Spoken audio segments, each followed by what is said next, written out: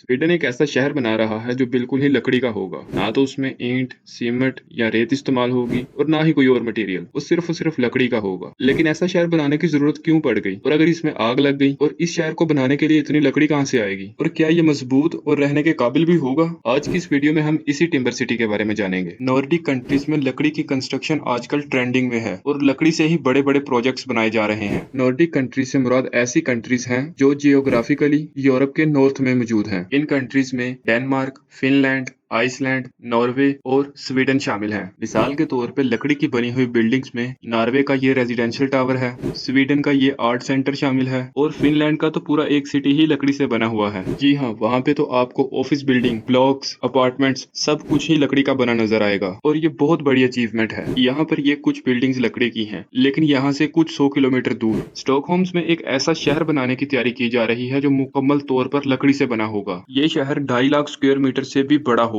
और ये पूरी दुनिया में लकड़ी से बनाई गई चीजों में सबसे बड़ा प्रोजेक्ट है, जिसके अंदर 7,000 ऑफिस की जगह 2,000 घर, रेस्टोरेंट, दुकानें और इसका तो अपना पावर जनरेशन सिस्टम भी होगा। इसकी लोकेशन सेंट्रल स्टॉकहोम से कुछ किलोमीटर ईस्ट की तरफ है। इस प्रोजेक्ट पर 2025 से काम शुरू होगा और एक्सपेक्ट ये किया जा रहा है कि 2027 तक इसकी पहली बिल्डिंग तैयार हो जाएगी। यहाँ पर एक और सवाल पैदा होता है और वो ये है कि सिर्फ टिम्बर की लकड़ी को ही क्यों चुना गया? तो इसकी एक तो वजह यह है कि कंस्ट्रक्शन इंडस्ट्री और बिल्डिंग एनवायरनमेंट की वजह से पूरी दुनिया में 40% कार्बन डाइऑक्साइड का इजाफा हो रहा है और उसकी वजह यह है कि इस इंडस्ट्री में जो मटेरियल इस्तेमाल होता है जैसे स्टील या कंक्रीट, उनमें कार्बन इस्तेमाल होती है। लेकिन अगर टिम्बर की बात करें तो उसमें बहुत ही कम कार्बन होती है और इनके जंगलात को इजीली मैनेज करके टिम्बर हासिल की जा सकती है। इन जंगलात में से जितने दरख्त हम इस्तेमाल के लिए काटेंगे उतने ही नए भी लगा देंगे, जिसकी वजह से सोशल, इकोनॉमिक और इन्वायरमेंटल फायदे होंगे। टिम्बर इस्तेमाल करने का दूसरा बड़ा फायदा यह है कि ये कार्बन को अपने अंदर लॉक कर लेगी और ये कंक्रीट या स्टील से भी हल्का है और इसका सबसे बड़ा फायदा यह होगा कि एयर क्वालिटी इंप्रूव होगी, जिसकी वजह से मेंटल हेल्थ इंप्रूव होगी। इसकी कंस्ट्रक्शन के दौरान नॉइस पोल्यूशन भी कम होगी, ये काम खामोशी से हो जाएगा और वैसे भी, जिसकी वजह से कंस्ट्रक्शन वर्कर भी आसानी से काम कर सकेंगे। अर्बन ब्लूमस्टर सोदरा की एक बिल्डिंग सिस्टम टीम है। ये वहाँ पे लोगों को अपने प्रोडक्ट्स और सर्विसेज प्रोवाइड करती है ताकि टिम्बर कंस्ट्रक्शन को प्रमोट किया जा सके। अब वो लोग जो स्वीडन में लकड़ी से बिल्डिंग कंस्ट्रक्ट करना चाह रहे हैं, उन्हें ऐसा करने के लिए बहुत बड़ी अमाउंट में लकड़ी की जरूरत पड़ेगी, लेकिन उन्हें इस लकड़ी के लिए कहीं और जाने की जरूरत ही नहीं है, क्योंकि स्वीडन का 70% हिस्सा तो जंगल है और ये पूरी दुनिया में लकड़ी की बनी हुई चीजों का तीसरा सबसे बड़ा एक्सपोर्टर है। टिम्बर की लकड़ी से बिल्डिंग को बनाने के लिए इसे एक खास शेप दी जाती है। इस शेप की वजह से ही इन बिल्डिंग्स में मजबूती आती है। इस शेप को CLT कहते हैं, यानी